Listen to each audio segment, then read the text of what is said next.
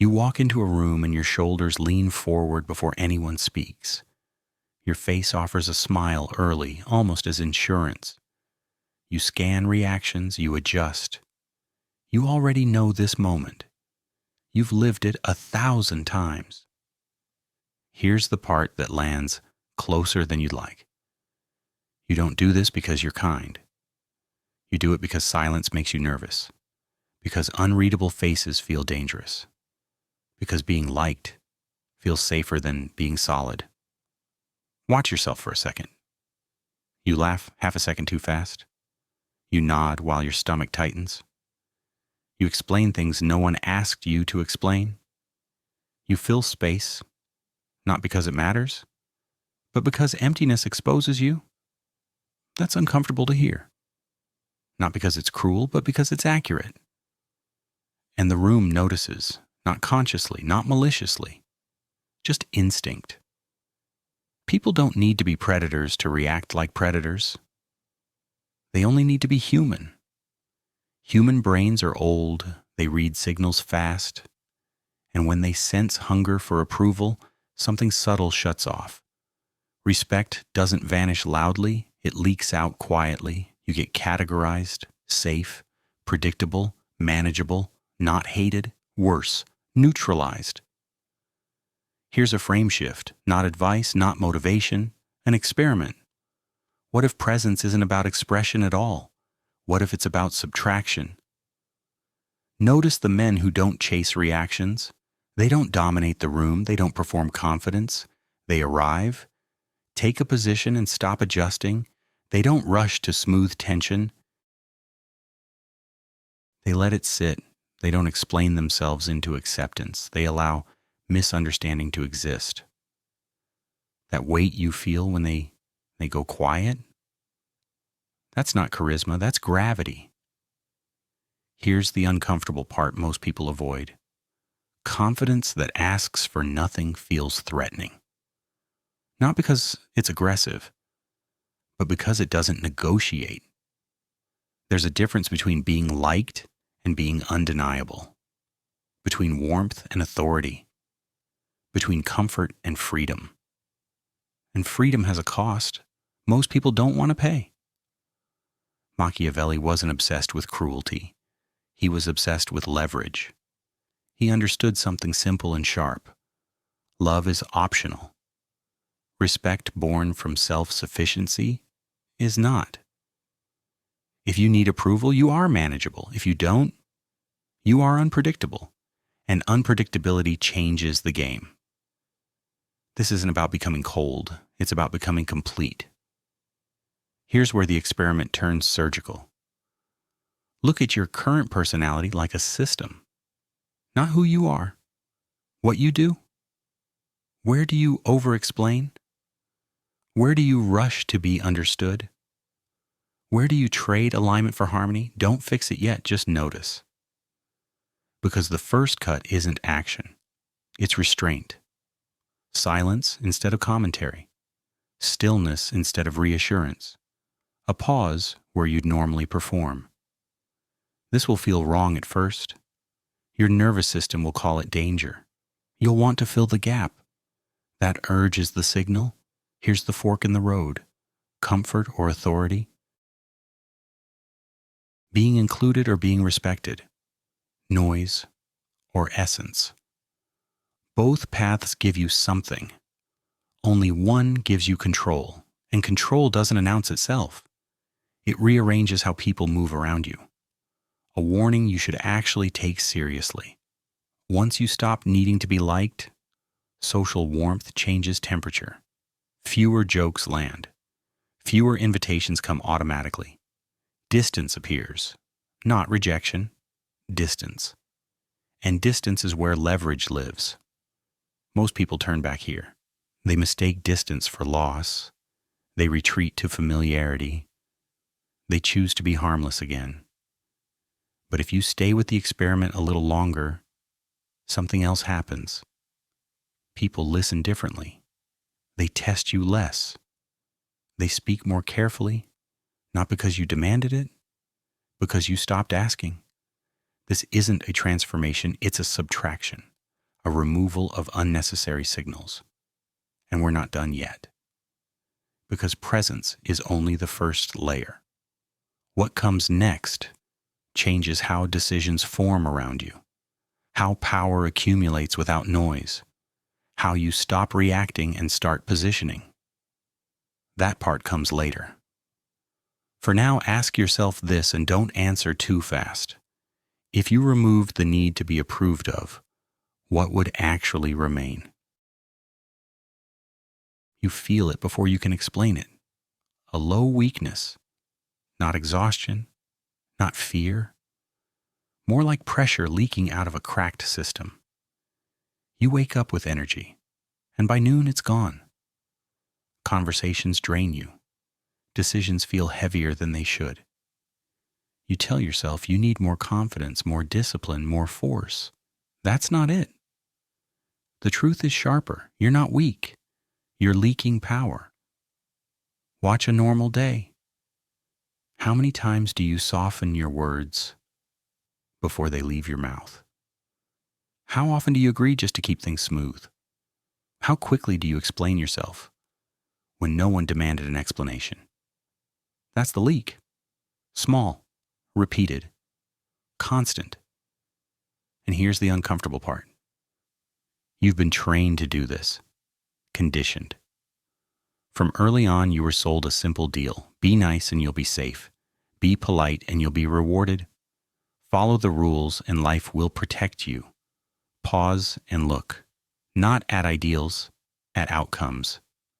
Who is actually advancing? The careful ones or the ones who take space without asking? This isn't a moral question, it's an observational one. So change the frame. Not a belief, an experiment. Assume for a moment that nice is not a virtue, but a tactic, and not a strong one. Nice moves first toward submission.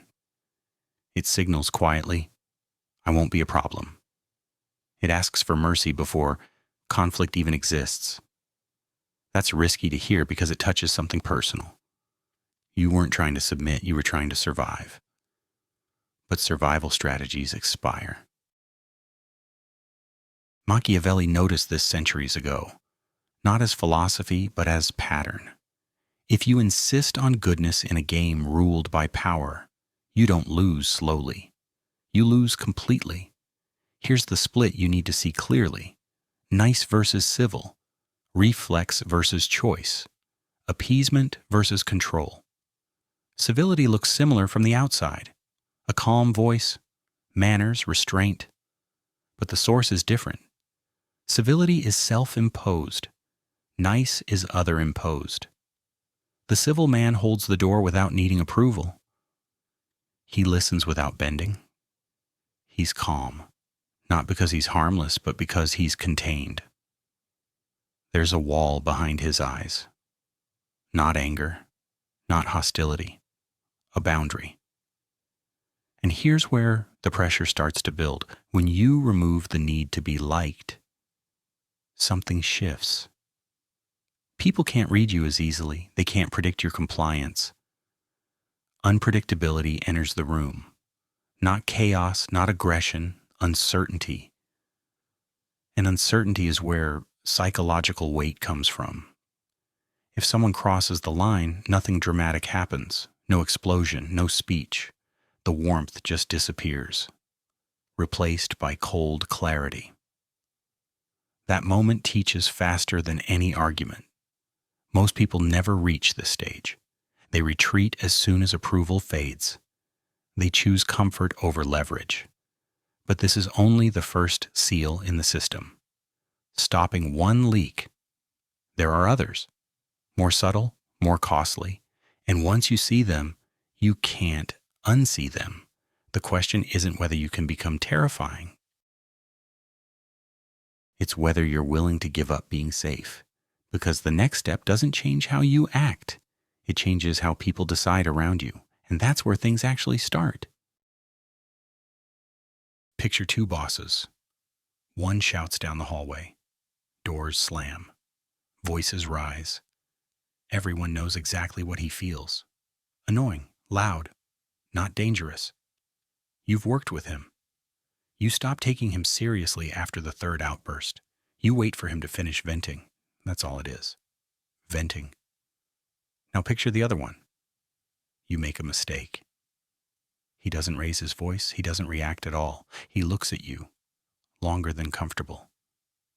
Then he speaks slowly, quietly. A small smile that never reaches his eyes. That's the one your body remembers. Here's the uncomfortable truth. Fear doesn't come from emotion. It comes from not knowing. And most people sabotage this without realizing it. Watch yourself tomorrow. Not in big moments, in small ones. How often do you smile automatically? Not because you're amused, because silence feels sharp. How often do you laugh a beat too early, nod too quickly, soften your face just to keep things smooth? That's not friendliness. That's signaling. You're telling the room you're safe, readable, non-threatening. You didn't choose this consciously. It's older than thought, a reflex. So don't change your personality. Run an experiment.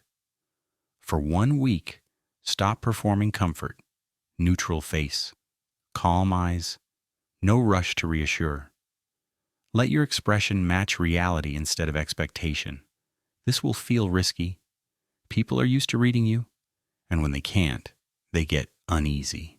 They'll ask questions. Are you okay? Did I do something? Notice that moment. That tension isn't conflict. It's a shift. They're realizing they've lost access. You didn't threaten them.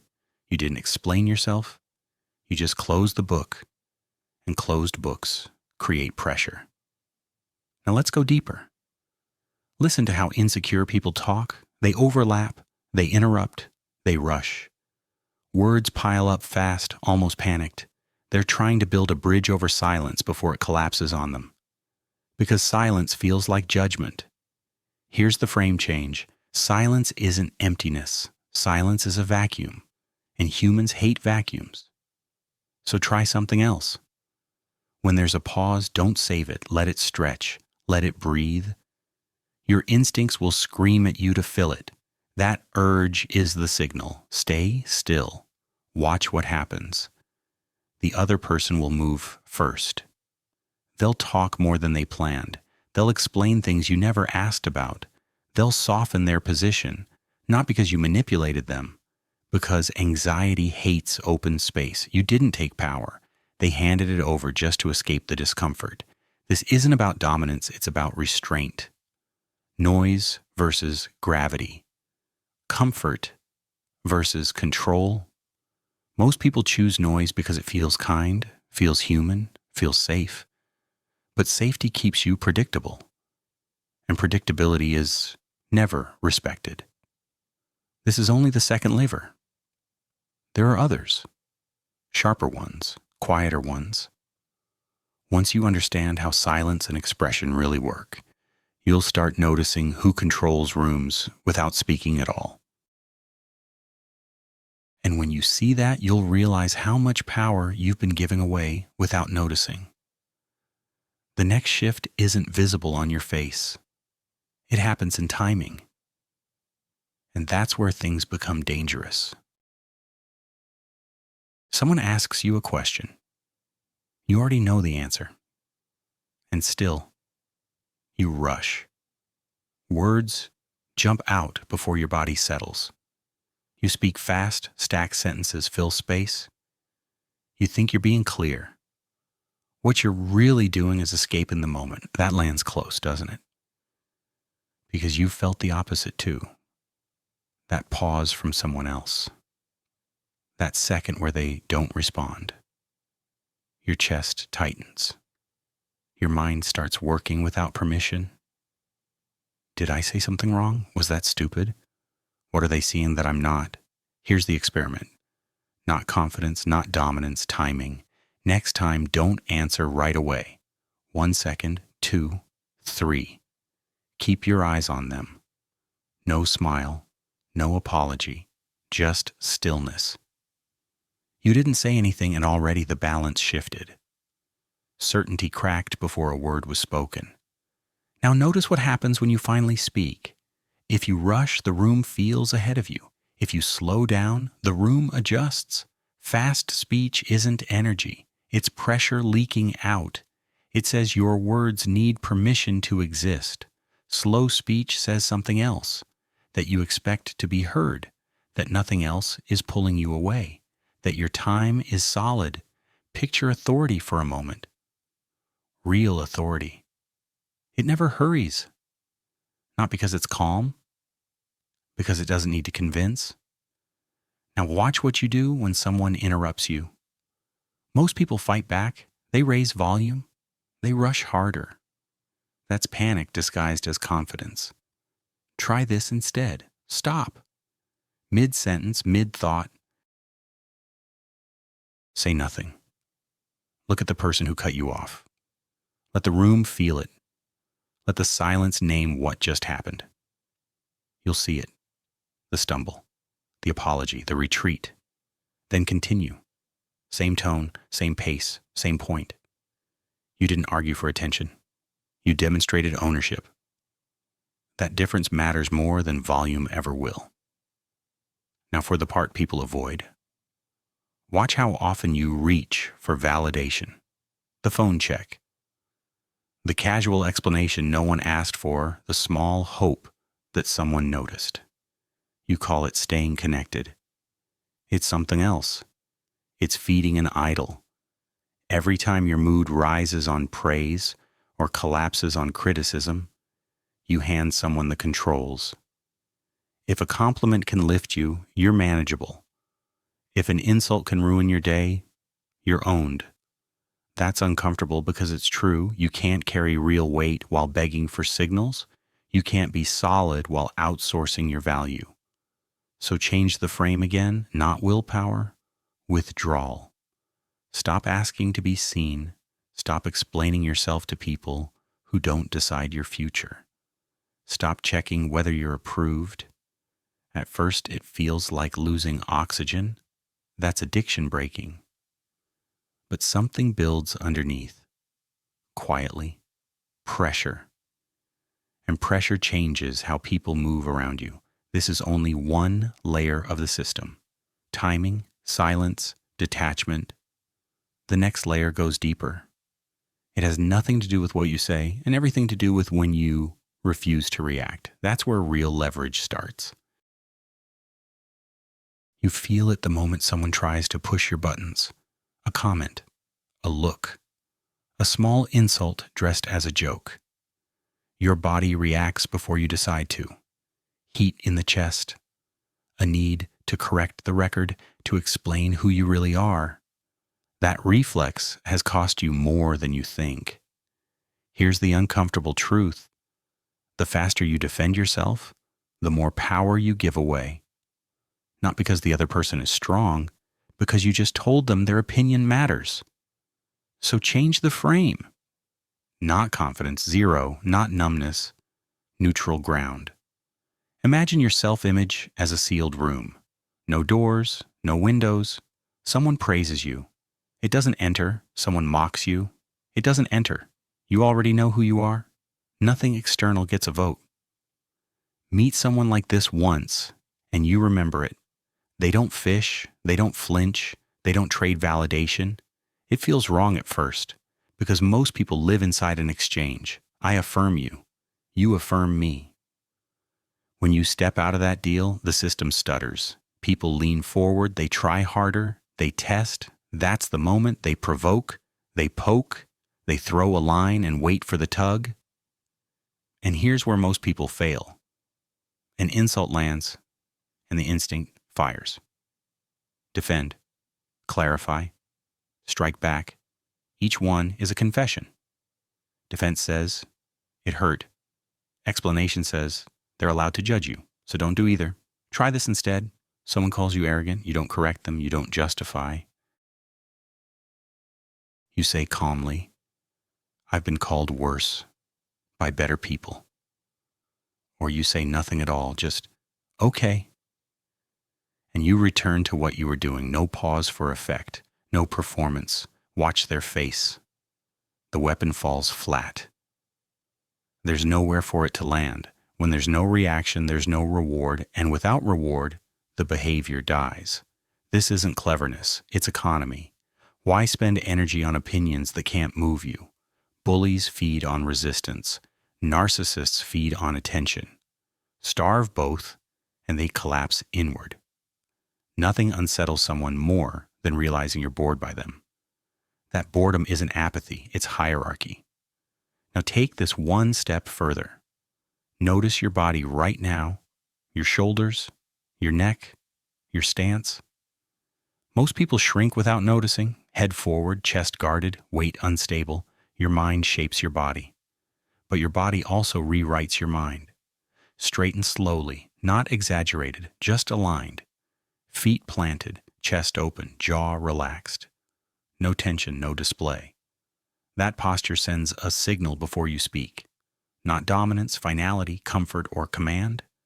Reaction or restraint. This is another lever. And once it clicks, it doesn't turn off. Because the next phase isn't about words at all. It's about how long you can remain unmoved when others lose control. And that's where the real separation begins. Notice how you're sitting right now. Before you change anything, look. Knees pulled in, shoulders rolled forward, spine collapsed like you're trying not to be noticed. You feel it even if you've never named it. Small body, small state. Here's the uncomfortable truth. You can't feel dangerous while you're folding yourself away.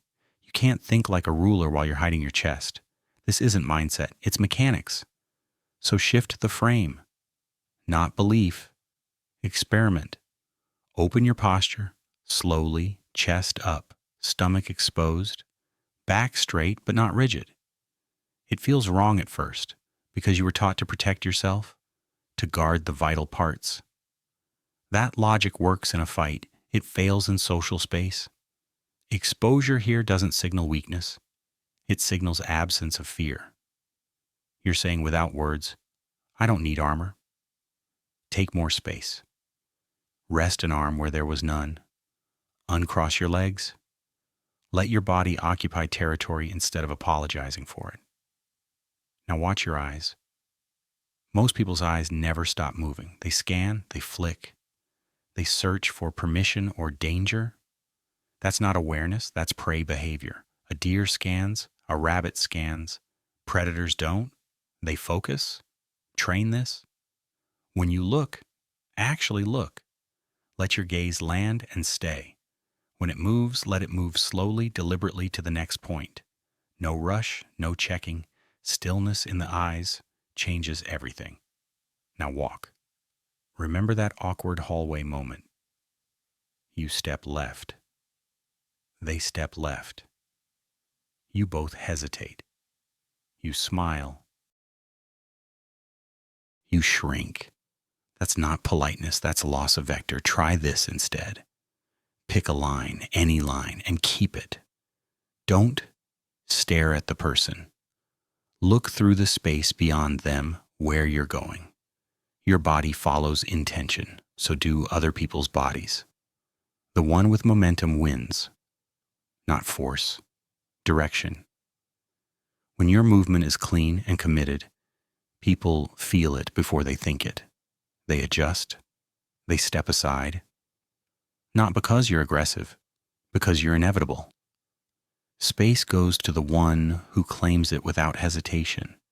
This isn't arrogance, it's trajectory. You have a destination. They're drifting.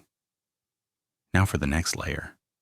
Notice how available you are, how quickly you respond, how easily you give attention. Every message answered instantly, every interruption rewarded, every glance returned.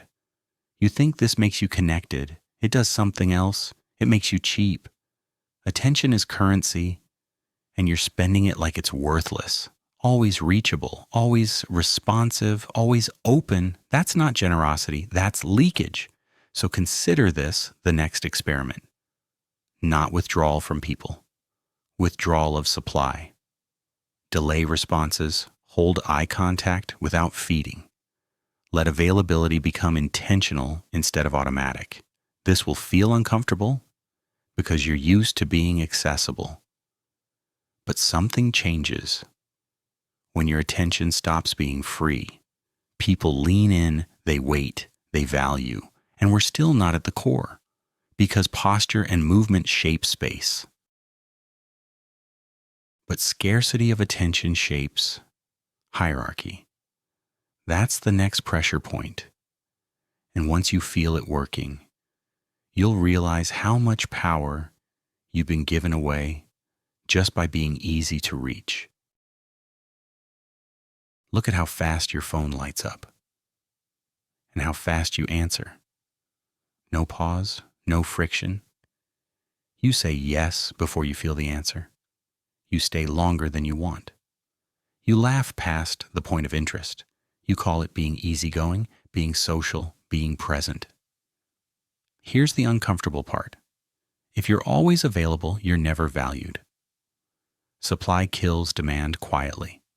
Watch how often you give yourself away, your time, your attention, your emotional access, all of it free.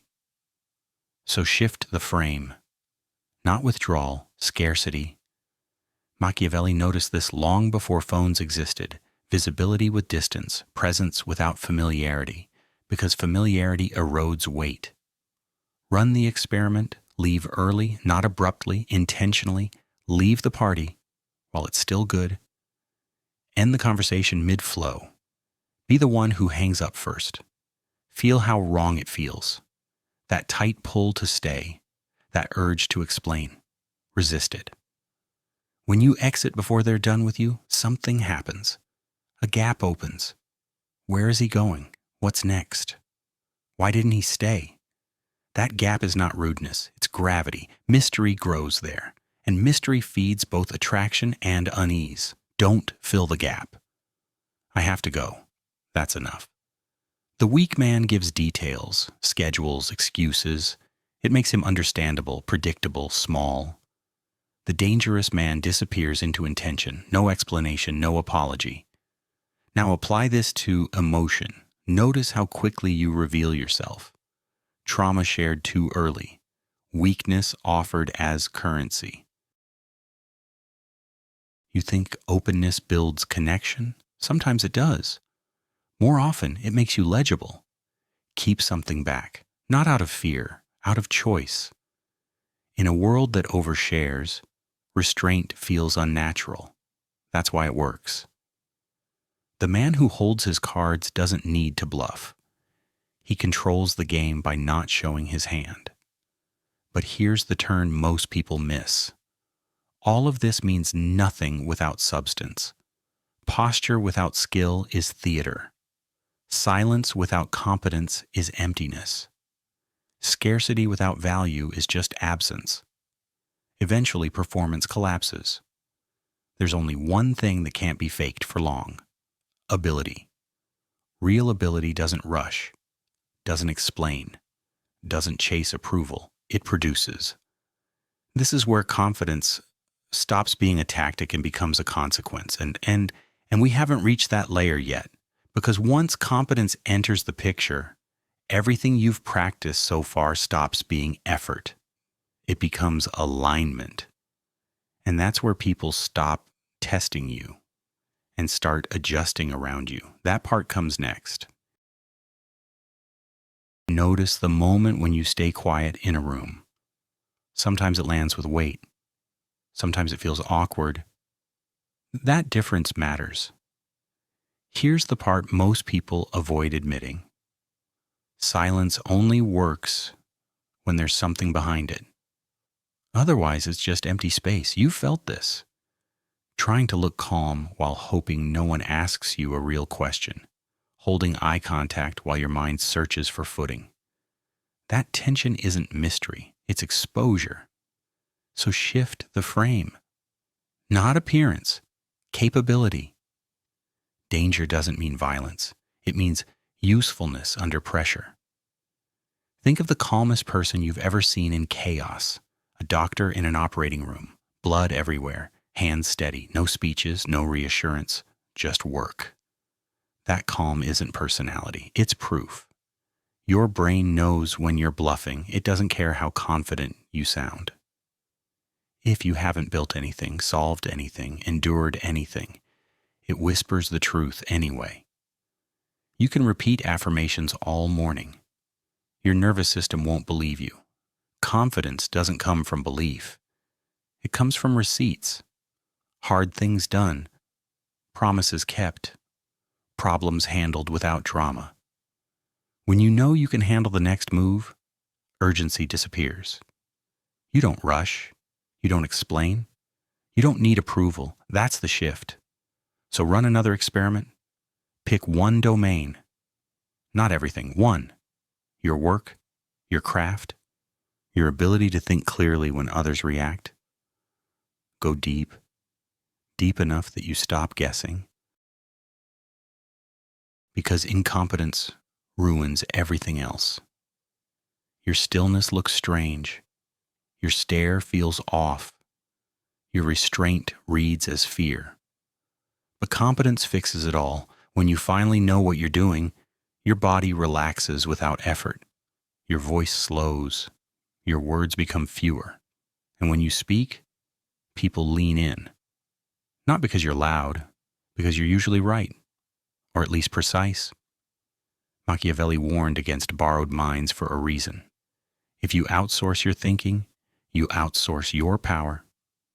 Read. Question. Refine your own position until it holds under pressure. When silence is backed by skill, it becomes heavy. When restraint is backed by insight, it becomes authority. In a crisis, people don't look for the loudest voice. They look for the one who doesn't flinch. That's dominance without display.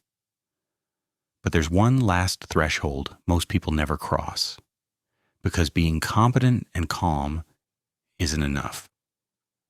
Eventually, you'll be faced with a choice: approval or effectiveness, being liked or being necessary. And the final test begins when you're willing to disappoint people to do what works. That's where the real separation happens. You feel it the second you consider saying no. A small tightening. A flash of future tension.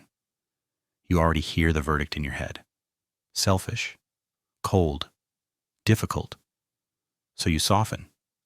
You explain. You agree.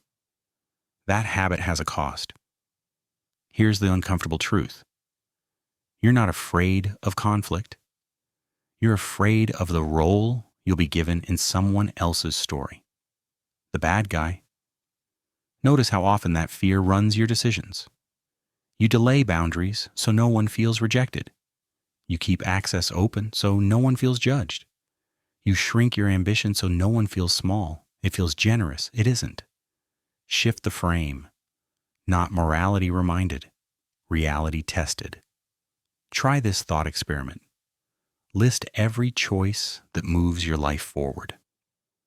Now list who it disappoints. There's always someone. If you build instead of drink, someone feels abandoned. If you save instead of spend, someone feels limited. If you protect your time, someone feels entitled and angry. This isn't a flaw in the system.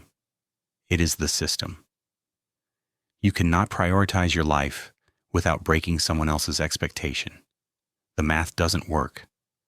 So stop trying to solve an impossible equation. Machiavelli understood this without romance. He wasn't asking for cruelty. He was asking for clarity. If you want to hold your ground, you must be willing to be disliked for the right reasons. Not for ego, for direction. Watch what happens when you accept this. Someone asks for your weekend. You say no. They react. They label. And you don't rush to clean it up. No defense. No explanation. No performance. If that's how you see it. Silence. That pause does more than any argument ever could. You didn't convince them. You didn't need to. Here's the microshock most people avoid. You do not owe access. You do not owe energy. You do not owe comfort. What you owe is conditions. Conditions for your potential to exist. When you stop begging to be seen as good, you become free. Free to choose. Free to exit. Free to disappoint. And yes, to some people, that makes you the villain. Wear it. Villains have agency. They move the plot. The moment you stop trying to be the hero in every other person's movie, something shifts. You stop reacting, you start directing, but this doesn't happen overnight. And it doesn't happen loudly. You don't wake up transformed. You adjust geometry. Tomorrow, walk a little slower, not to intimidate, to feel your own pace. Tomorrow, pause before you answer. 3 seconds. Long enough to choose instead of react. That's how it starts. Small distortions, quiet changes, and once the pattern breaks, it never fully resets. Because the next step isn't about saying no, it's about choosing where yes actually belongs, and that part changes everything. Tomorrow, try something small and uncomfortable. Don't smile unless the smile is real. Don't apologize for standing where you're standing. You'll feel it immediately. A pull to fix the air, a pressure to smooth things over. That voice will show up. The old one. The one that kept you safe by staying small. It will whisper fast. They don't like this. You're being strange. Do something. Don't. Let the moment stretch. Let the discomfort breathe. This is the risk. And this is where most people turn back. At first, the room feels colder. Not hostile, clearer. The casual pats stop. The automatic jokes fade. People start looking at you instead of through you. Something flips. What you feel isn't fear, it's distance. And distance changes the rules. The tension you create isn't about harm, it's about uncertainty. People can't read you anymore. They're used to fragments, pieces stitched together from habits, wounds, expectations. They recognize those patterns instantly. But when they meet someone aligned, someone not apologizing for existing, it unsettles them. Not because you're aggressive, because you're whole. A unified presence exposes fragmentation without saying a word. That's the quiet shock of the outlier. You were never meant to blend in. Blending is comfortable. Drifting is easy. Being solid is different. A river doesn't remember the debris that floats through it, but it bends around the stone that doesn't move. That's the position you're stepping into. Not loud. Not popular. Fixed. Machiavelli didn't write for crowds. He wrote for those willing to carry weight without applause. So ask yourself, honestly, can you tolerate being misunderstood long enough to be respected? Because confidence isn't a mood. It doesn't arrive on good days and leave on bad ones. It's a tool. And tools are meant to be used. Use it to end the servant voice. Use it to guard your direction. Use it to build something you don't need to explain. If this shifted something in you, understand this. What you're seeing now is surface level. There are layers that don't belong in open rooms. Certain mechanics only work in private. Certain truths don't survive exposure. Most people won't go further. They'll feel the edge and step back. If you're still here, that tells me something. The real work doesn't begin with attention. It begins when you're ready to move without permission. And that threshold is closer than you think.